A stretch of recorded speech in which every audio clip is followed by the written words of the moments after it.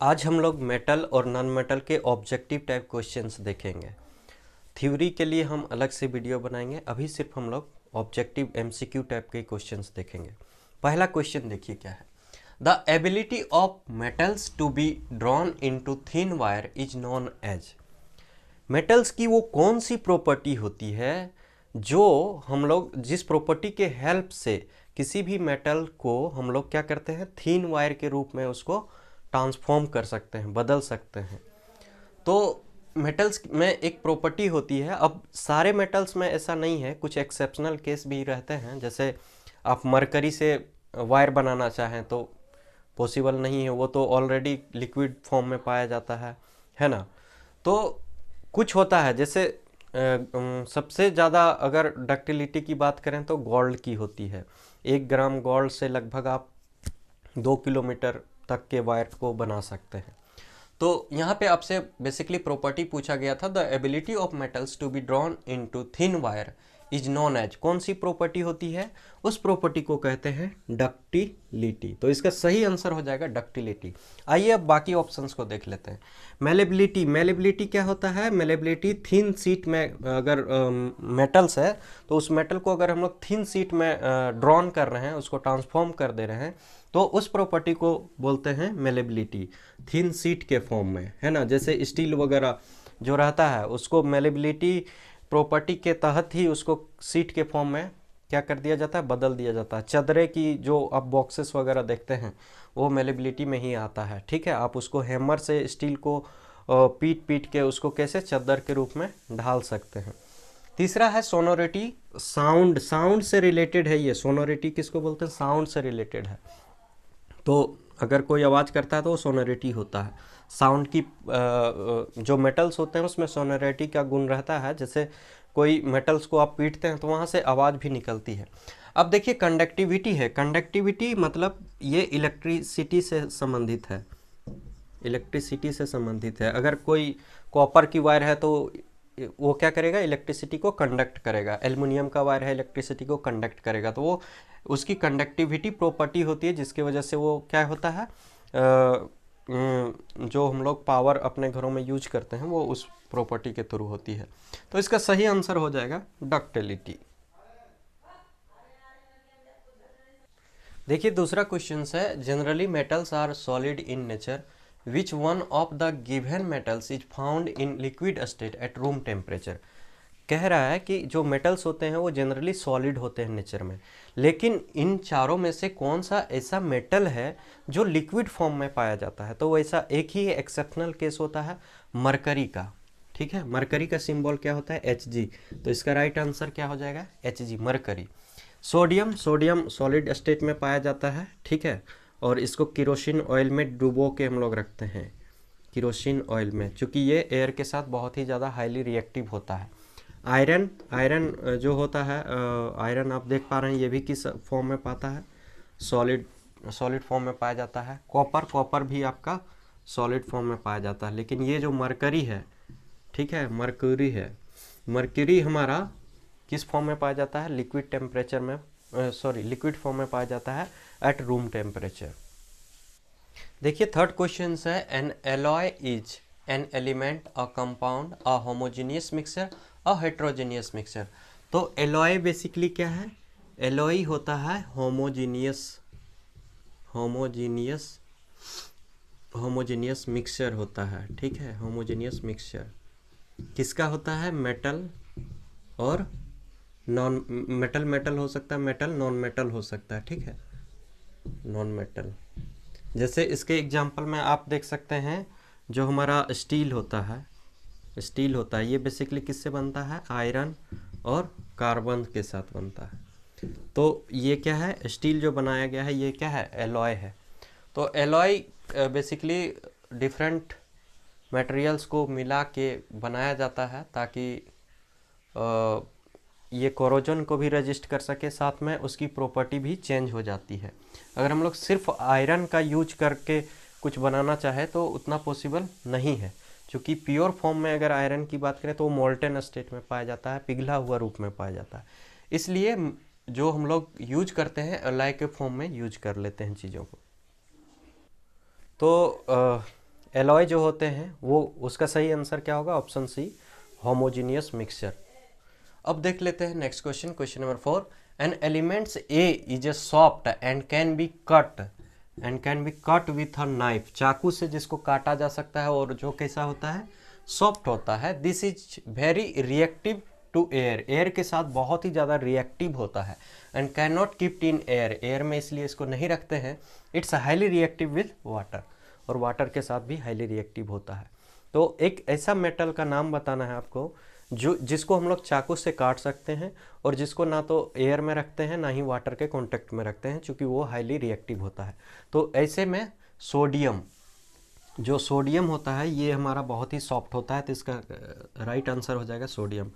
Sodium ये soft प्रवृत्ति का होता है और ये हाईली रिएक्टिव होता है एयर के साथ और वाटर के साथ, इसलिए इसको हम लोग केरोसिन ऑयल में डुबा के रखते हैं। ऑप्शन ए था मैग्नीशियम, ये नहीं होगा। फास्फोरस, कैल्शियम, ये नहीं होगा। तो option B is the right answer. देखिए question number 5। Alloys are homogeneous mixture of metals with metals और नॉन मेटल्स। ये बताया हुआ है आपको कि एलॉयज जो होते हैं वो मेटल्स और नॉन मेटल्स को मिला के या मेटल्स को मिला के बनाया जाता है। तो which among the given alloys contains non metal as one of its constituents.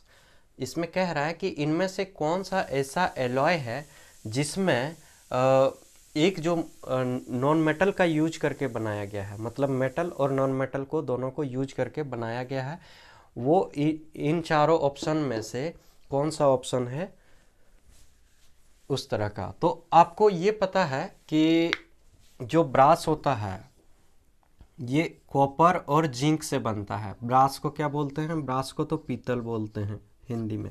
और ब्रास किससे बना हुआ रहता है? ये क्वेश्चन भी आपसे पूछेगा। तो कॉपर और जिंक से बनता है brass. Very very important question ये अपने आप में एक है। आपको ब्रास पूछेगा किससे बनता है, तो कॉपर और जिंक से बनता है। ब्राउंज जिसको क्या बोलते हैं? जिसको कांस्य बोलते हैं, कांस्य। ठीक है, तो ब्राउंज किससे बनता है? ये कॉपर और टीन से बनता है। कॉपर और टीन, टीन को हम लोग SN से डिनोट करते हैं, कॉपर को CU से डिनोट करते हैं। तो कॉपर प्लस टीन ये बनाता है ब्राउंज, और कॉपर प्लस जिंक ये बनाता है ब्रास। अमलगम Hg जो मरकरी है, इसका जो एलॉय होता है उसको बोलते हैं अमलगम। ये भी वेरी वेरी इंपॉर्टेंट है, आपसे पूछेगा अमलगम एलॉय जो है वो किससे बनता है, तो मरकरी से बनता है। ठीक है, उसके बाद है स्टील। तो स्टील किससे बनता है? स्टील बनता है आपका आयरन से और कार्बन से। तो यहाँ पे कार्बन जो है ये क्या है? ये नॉन मेटल है। कार्बन क्या है? Non metal. और यही आपसे पूछा गया था कि कौन सा ऐसा एलॉय है जिसको बनाने के लिए नॉन मेटल का प्रयोग किया गया है। आयरन तो क्या है? आयरन मेटल है। तो देखिए मेटल और नॉन मेटल दोनों को मिला के एक नया एलॉय बनाया जिसका नाम स्टील है। तो इसका सही आंसर ऑप्शन डी होगा, जिसमें कार्बन के वजह से ये क्या है?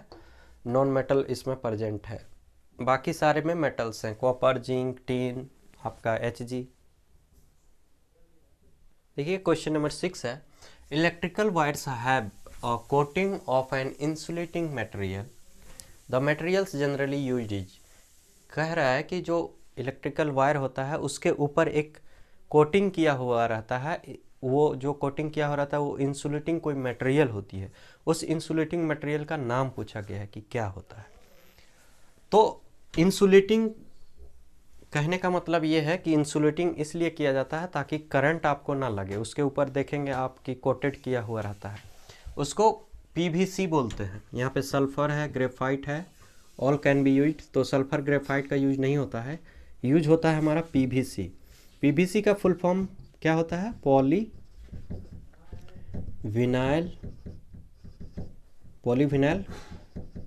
क्लोराइड। तो पॉलीविनाइल क्लोराइड PVC जो होता है, प्लास्टिक, बेसिकली प्लास्टिक का ही एक टाइप है, ये यूज किया जाता है इलेक्ट्रिकल वायर को कोटिंग करने के लिए, इंसुलेटिंग करने के लिए। देखिए next question, question number 7। Generally non metals are not conductors of electricity, which of the given is a good conductor of electricity. वह कौन सा नॉन मेटल्स है जो इलेक्ट्रिसिटी को कंडक्ट कर सकता है। बेसिकली जो नॉन मेटल्स होते हैं वो bad conductor of electricity and bad conductor of heat होते हैं।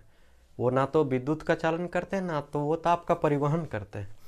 लेकिन एक ऐसा नॉन मेटल का नाम बताना है, एक ऐसे अधातु का नाम बताना है जो विद्युत का चालन करता हो, कंडक्शन करता हो। तो वैसे कौन से हैं? वो हैं ग्रेफाइट। ग्रेफाइट बेसिकली किससे बनता है? ये कार्बन से ही बनता है, कार्बन का ही एक अपरूप है ग्रेफाइट। तो इसका सही आंसर हो जाएगा ग्रेफाइट। डायमंड हार्डेस्ट मेटल होता है, ये बहुत ही हार्ड होता है। बाकी सल्फर, फ्लोरीन ये तो होगा नहीं, तो सही आंसर इसका ग्रेफाइट हो जाएगा। देखिए यहाँ पे क्वेश्चन नंबर 8 है, the second most abundant metals in the earth's crust is. पृथ्वी के ऊपरी सतह पर कौन सा ऐसा मटेरियल है जो सबसे ज़्यादा सेकेंड नंबर पे वो आता है, वो है। तो सबसे पहले अगर यहाँ पे मेटल की बेसिकली बात किया गया, देखिए यहाँ पे मेटल की बात किया गया, जब मेटल की बात किया जाएगा तो आपको अलग आंसर देना पड़ेगा। और अगर तत्वों की बात करें जो प्रेजेंट्स है, तो सबसे ज़्यादा ऑक्सीजन है, ऑक्सीजन के बाद सिलिकॉन है, सिलिकॉन के बाद आपका एल्यूमिनियम है,